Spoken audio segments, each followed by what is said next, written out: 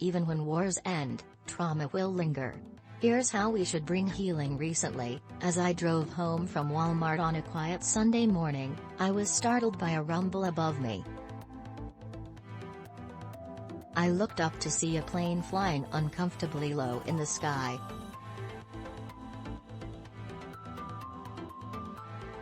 My heart raced as I thought, what if this jet starts dropping bombs? I briefly, but genuinely, felt as if my life were at risk, and I almost took the next turn to speed as far away as possible. Then I reminded myself, I am in Michigan, not in an active war zone. On March 25, the Ethiopian government declared a humanitarian ceasefire. Like many people born and raised in Ethiopia, I feel cautiously optimistic about this news. In my lifetime, 2 major wars have broken out in my country. The first was the Ethiopia-Eritrea War, back when I was in elementary school.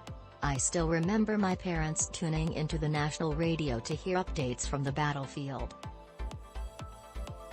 This news was especially important to my mother, whose brother was stationed at the front lines as a military trainer. Talk about enemy forces, recaptured territories and casualties were way too common in those days.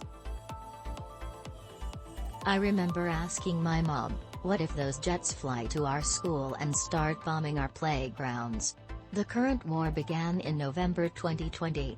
This time, I am a grown woman in my 30s, living in the U.S. with a career in mental health research. I have read about the psychological impact of war and violence on some of the world's most vulnerable. I know it is not uncommon for people to live with the impact of a trauma without ever acknowledging it. But until the moment I saw that plane in Michigan, I never considered myself to have any form of war-related trauma. It's something I plan to bring up with my therapist at our next appointment. For so many other Ethiopians, and others around the world, that's not an option.